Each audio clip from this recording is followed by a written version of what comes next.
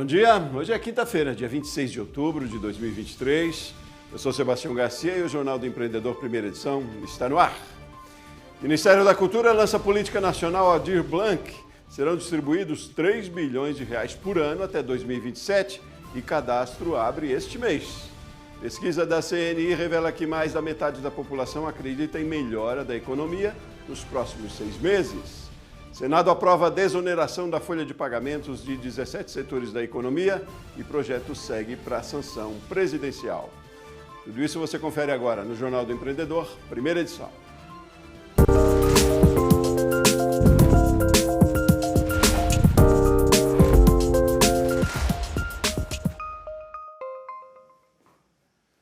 O governo federal lançou nesta quarta-feira a Política Nacional Aldir Blanc de Fomento à Cultura.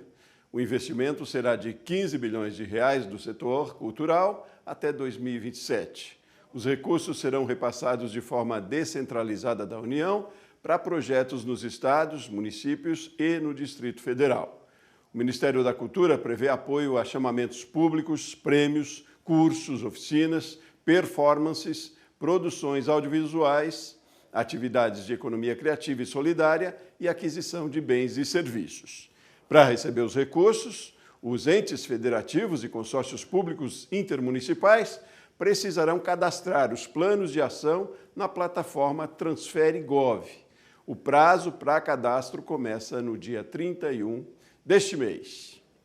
O otimismo do brasileiro abrange até a economia. 53% acreditam que a situação do país vai melhorar nos próximos 6 meses. É o que aponta a pesquisa Retratos da Sociedade Brasileira, Economia e População, feita pela Confederação Nacional da Indústria.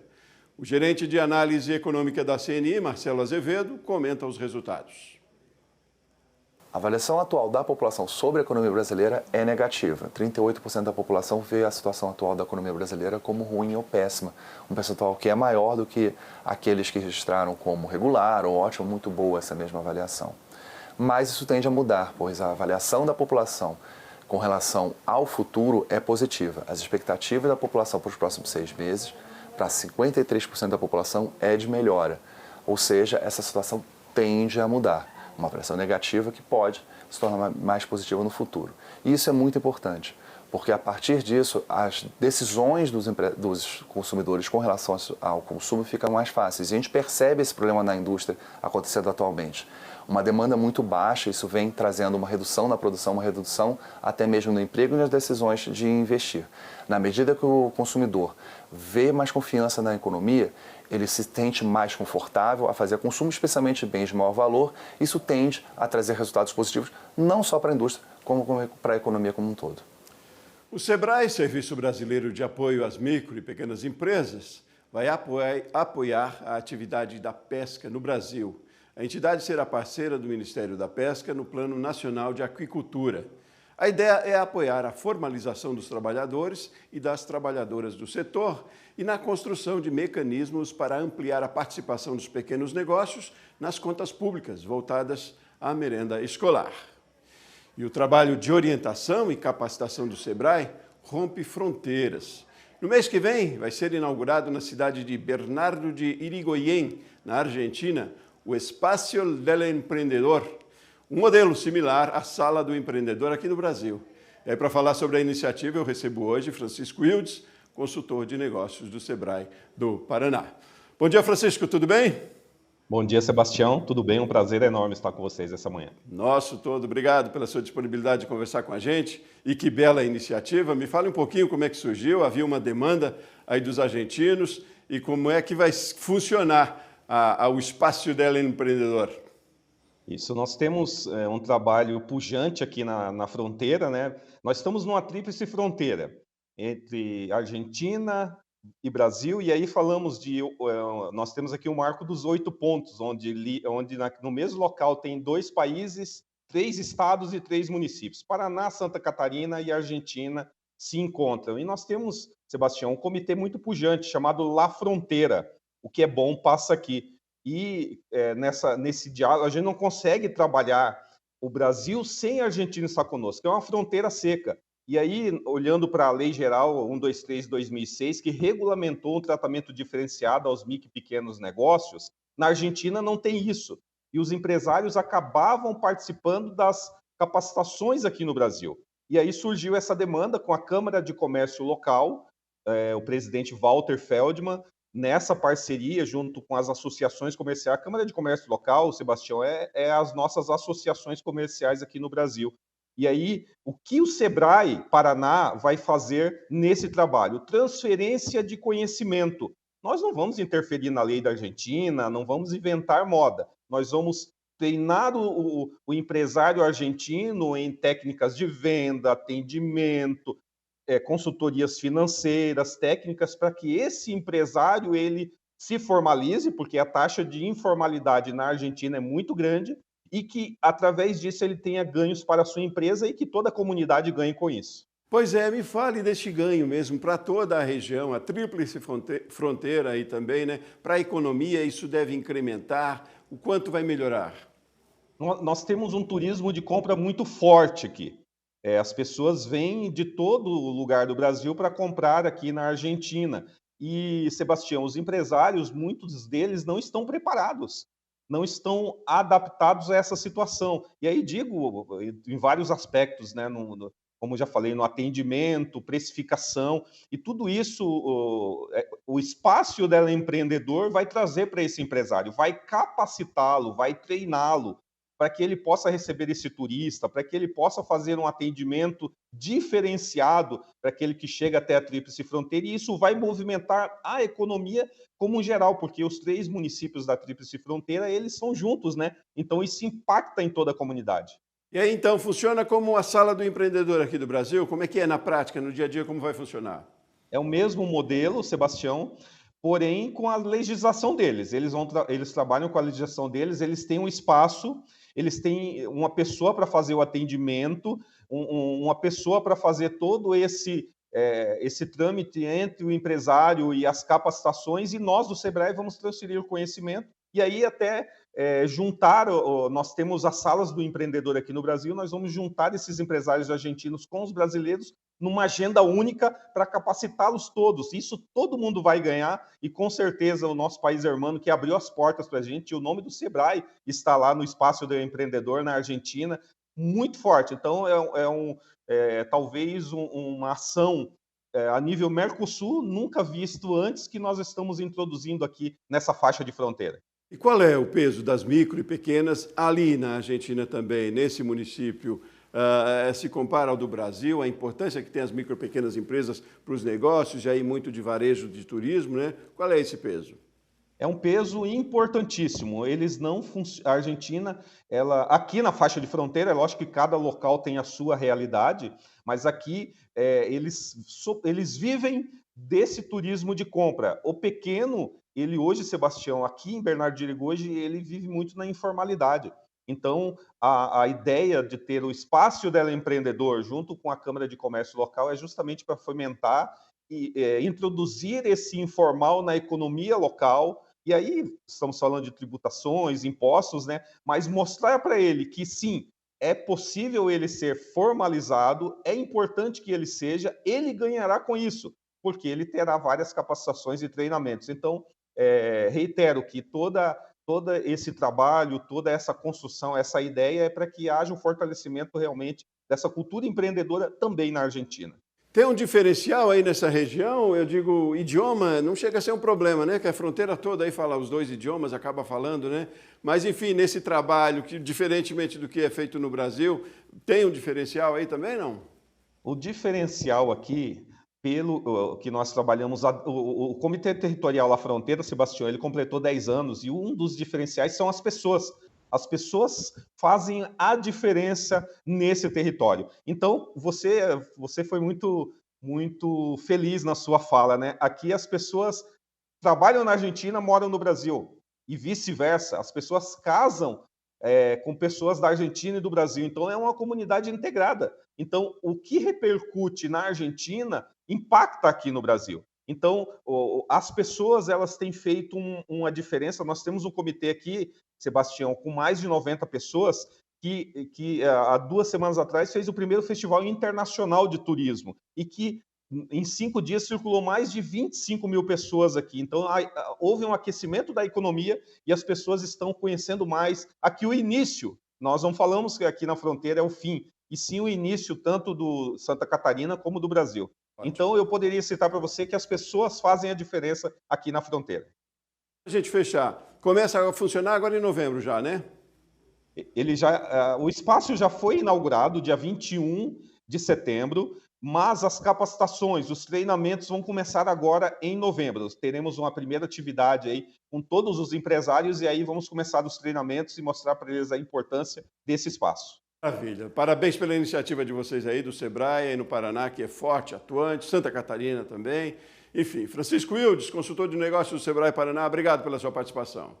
Eu que agradeço, um ótimo dia a todos vocês. Muito bem, vamos fazer um intervalo rapidinho. No próximo bloco, apresentado no Senado o texto da reforma tributária e os detalhes depois do intervalo. Nós voltamos já já.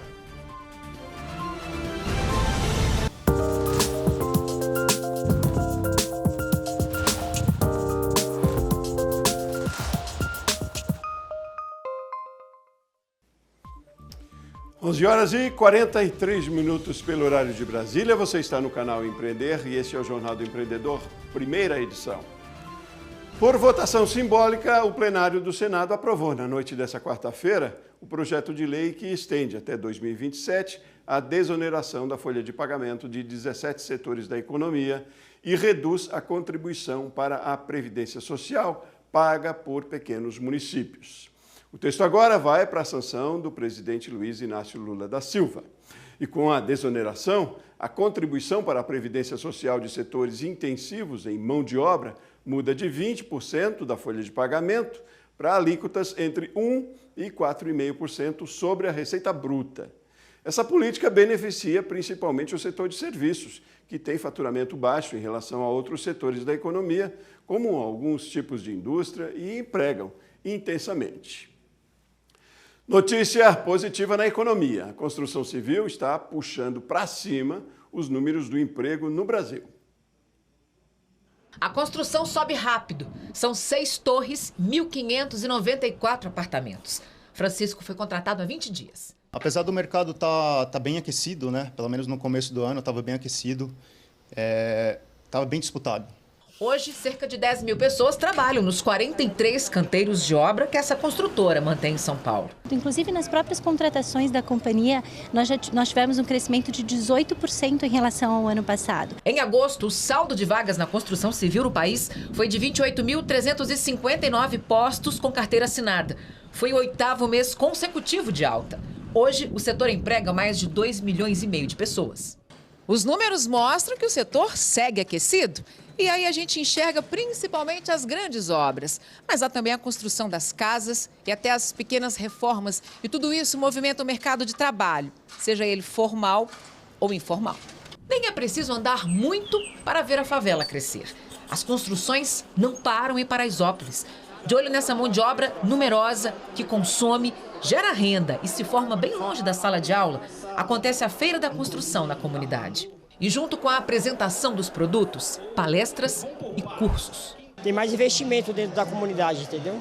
E aí as pessoas estão tendo mais trabalho, estão contratando mais funcionário. A tendência é melhorar, abrir uma firma, cadastrar o nome, né? Esse é um objetivo. O objetivo é subir, né? O parecer da reforma tributária foi apresentado ontem no Senado. O relator Eduardo Braga, do MDB do Amazonas, ampliou o valor do Fundo de Desenvolvimento Regional para 60 bilhões de reais e incluiu uma trava para o crescimento da carga tributária sobre o consumo. Entre as mudanças estão também a isenção de impostos para a cesta básica e a inclusão de serviços de turismo, saneamento básico e de concessão de rodovias em regimes diferenciados de tributação. A PEC transforma 5 tributos em 3. A CBS, Contribuição sobre Bens e Serviços, o IBS, Imposto sobre Bens e Serviços, e o Imposto Seletivo. Cada novo tributo terá um período de transição. A CBS será totalmente implantada em 2027, os demais em 2033. A votação da reforma tributária foi marcada para o dia 7 de novembro. Os problemas trabalhistas e os impactos das ações jurídicas, principalmente nas empresas de pequeno e médio porte, foram assuntos de um evento virtual promovido nesta quarta-feira pela FEComércio São Paulo. Foi um reforço para prevenir futuras ações judiciais. Com o tema Melhor Prevenir do que Indenizar, a live contou com os especialistas Eduardo Pastore e Karina Negrelli. Os participantes falaram sobre as tratativas profissionais feitas por meio de aplicativos de mensagens.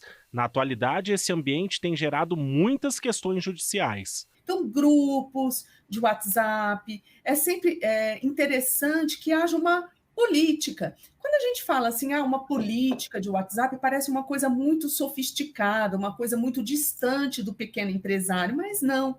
Você colocar regras de boa conduta, boas práticas, no sentido de transformar aquele ambiente num ambiente mais profissional, na própria descrição do grupo de WhatsApp, assuntos profissionais, dentro de tal horário, isso sempre evita, né, traz uma prevenção, traz um caráter preventivo para que a gente evite que conversas muito fora de horário comercial e determinação de tarefas muito fora de horário comercial sejam depois amanhã tratadas como prova, né, de hora extra. Os especialistas também alertaram para os cuidados com a saúde mental dos colaboradores.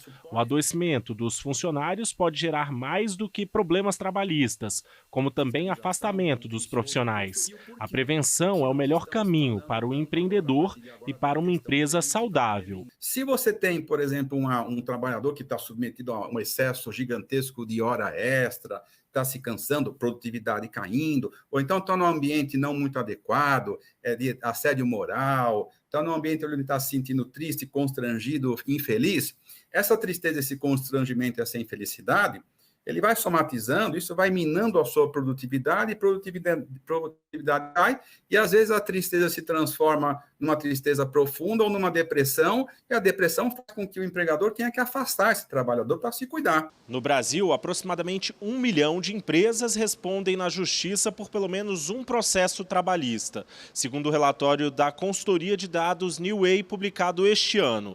As causas mais comuns envolvem pedidos de indenização por danos morais, contestação de valores de aviso prévio e reclamações por adicional de hora extra.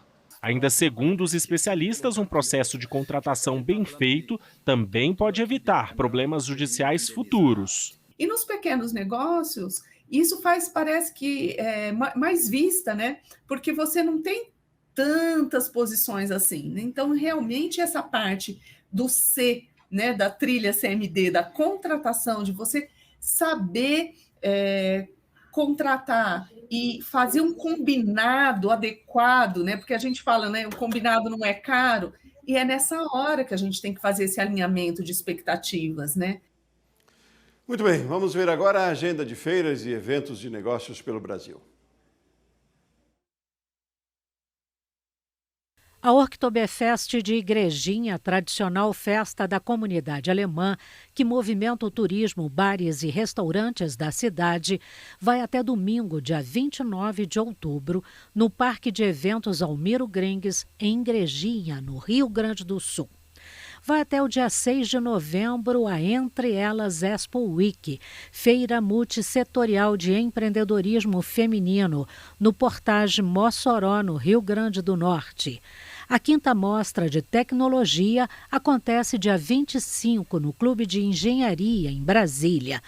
A OTC Brasil 2023, principal evento sobre tecnologia offshore do país, acontece de 24 a 26 de outubro no Expomag, no Rio de Janeiro.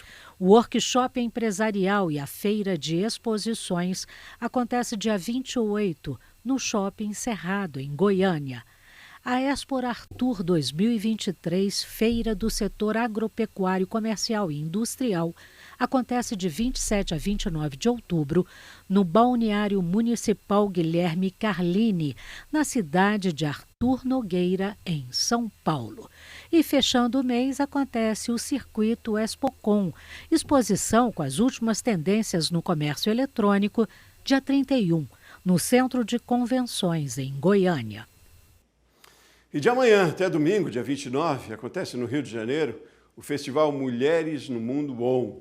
Serão mais de 200 atividades entre debates, shows e uma grande mostra de empreendedorismo e ativismo social das mulheres. Para falar sobre o evento, recebemos Eliana Souza Silva, que é diretora da organização Redes da Maré e também do festival. Bom dia, Eliana, tudo bem? Bom dia, tudo bem? Prazer em falar com você, Sebastião. Ótimo, prazer todo nosso. Os ouvintes, claro. Ótimo, prazer todo nosso. Obrigado pela sua disponibilidade. Eu imagino que esteja aí na corrida para o evento. E eu quero que você me fale um pouquinho mais sobre o evento, né? Houve um tempo em que ele não aconteceu, né? Os últimos 5 anos. Está voltando agora. O quanto ele é importante, por que está voltando agora? Me discorra um pouquinho sobre o festival. Então, esse é um festival que ele é um festival internacional, né? A primeira edição foi em 2011 na Inglaterra, em Londres, e no momento ele já está em 23 países, sempre África, Ásia e Europa.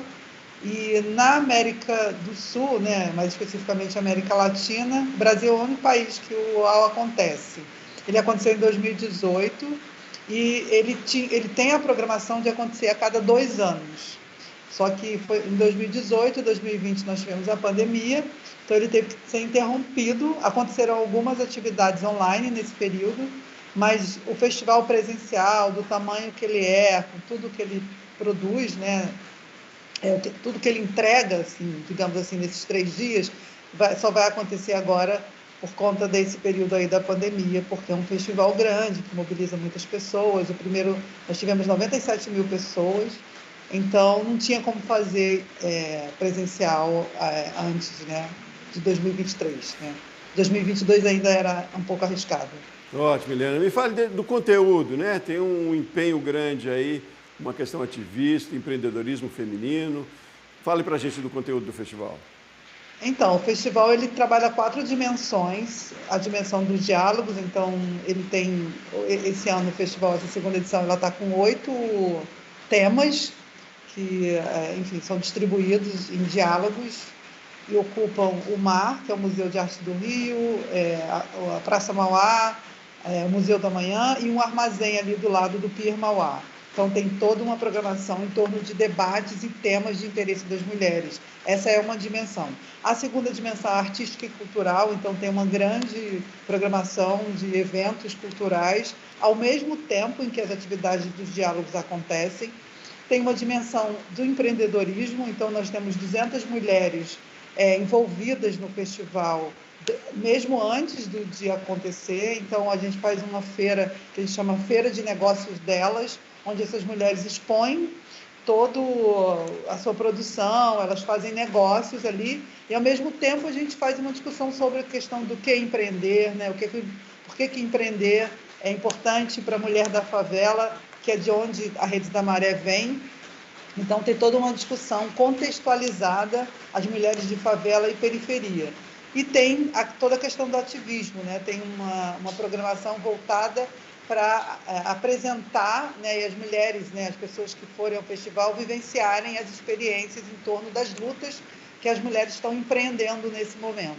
Então, são várias programações aí entre o empreendedorismo e o ativismo que vão dar justamente essa perspectiva do que as mulheres no Rio de Janeiro, no Brasil, mas também numa perspectiva global, porque o festival ele é um festival internacional. A gente tem uma comitiva de quase 40 mulheres internacionais, mais de 100 mulheres nacionais e as mulheres do Rio de Janeiro e um foco muito grande nas mulheres de favelas e periferias. Além da divulgação, a ideia é fomentar mesmo, né? Valorizar cada vez mais, empoderar cada vez mais mulheres empreendedoras também, não é? Então, na verdade, assim, o festival, a gente fala, o festival não é um evento, né, como a gente conhece, é um evento que acontece e passa. Ele é um encontro onde a gente traz mulheres com experiências muito distintas de diversas partes do Brasil, do Rio de Janeiro e também a nível internacional, para se encontrarem. Então, é um grande encontro que visa justamente visibilizar o que as mulheres fazem, celebrar as lutas que as mulheres enfim, empreendem e têm excelentes resultados, e também, a partir desse encontro, estabelecer novos vínculos, novos projetos, novos diálogos. festival vai acontecer a terceira edição vai acontecer daqui a 2 anos e ela, de alguma maneira, começa a ser pensada a partir desses encontros que são estabelecidos, serão estabelecidos nessa segunda edição. Para a gente concluir só então, é de amanhã até domingo, entrada gratuita no Rio, só nos dê o serviço, mais informações onde as pessoas podem buscar. Então, o festival acontece a partir de amanhã, a partir de 9 horas da manhã até a noite, né, todos os dias, sexta, sábado e domingo, né, 27, 28 e 29 de outubro, na Praça Mauá. Toda a programação ela é gratuita. Para acessar, né, já tem inscrições online para as programações, então as pessoas podem procurar Festival Mulheres do Mundo, tem lá toda a programação no site, Instagram, e também as pessoas podem ir, que tem uma cota lá específica para quem não se inscreveu online. Mas toda a programação está online e está tudo divulgado também. Eliana Souza Lima, diretora da organização Redes da Maré e também do Festival Mulheres no Mundo, obrigado pela sua participação aqui com a gente. Eu que agradeço e vamos lá para o festival. Obrigada. Muito bem. E assim a gente termina essa edição do Jornal do Empreendedor. Mais notícias ao vivo na edição das 11h30. Eu espero por você. Até lá.